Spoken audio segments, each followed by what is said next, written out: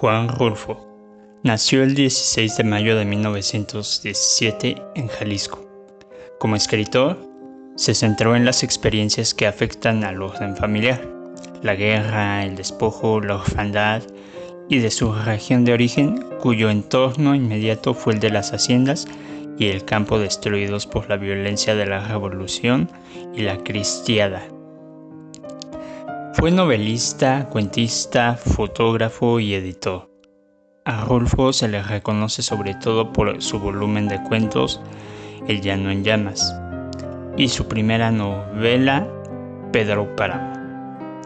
A partir de la aparición de estos títulos, mantuvo contacto frecuente con el cine. Su segunda novela, El gallo de oro, el cortometraje El despojo y su participación en el filme La fórmula secreta. Durante las 2 últimas décadas de su vida, se encargó de editar en el Instituto Nacional Indigenista una de las colecciones de antropología contemporánea más importantes de México. Juan Rulfo falleció en la Ciudad de México el 7 de enero de 1986.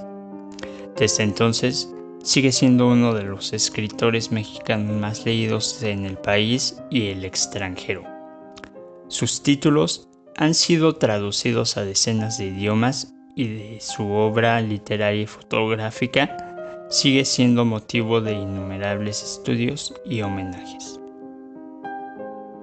Su obra Diles que no me maten, publicado por primera vez en agosto de 1951 en la revista americana y que posteriormente sería incluida en el volumen de cuentos Llano en llamas, es un cuento en tiempo intercalado, combinando el tiempo presente con el pasado para darnos contexto de los motivos que llevaron al personaje a su situación actual, siendo así una historia con un nivel narrativo interadiegético y contada mediante un narrador heterodiegético, ya que si bien al inicio se presentan diálogos entre los personajes, el narrador realmente no es parte de la historia. El cuento narra los últimos momentos de la vida de Juvencio, un campesino condenado a muerte por haber asesinado a Don Lupe hace años debido a una disputa por el pasto para sus animales. El conflicto lo ha atormentado durante su vida, obligándolo a vivir oculto y en constante temor de ser aprehendido por su crimen.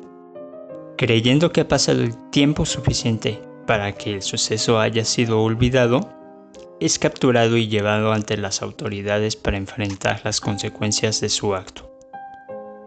Desesperado, Juvencio ruega a su hijo Justino que interceda por él ante el coronel responsable de su detención, pidiendo que se le conceda el perdón y que no lo mate. De cualquier forma, ya es un viejo a quien no le queda mucho tiempo. El coronel se presenta como el hijo del compadre de Guadalupe, el hombre al que Juvencio mató hace tantos años, dejándolo huérfano. Cuando el coronel descubre que su padre fue asesinado, juró vengarse y se empeña en capturar a Juvencio.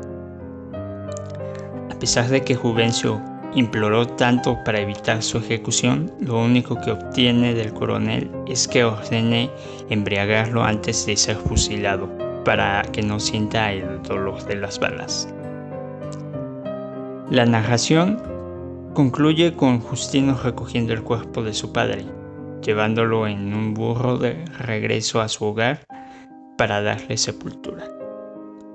En este cuento podemos ver que Justino es el sujeto y destinatario de la historia al ser el personaje principal y beneficiario del objeto, el cual es su propia vida, a la cual busca preservar mediante el perdón del coronel, quien es el villano.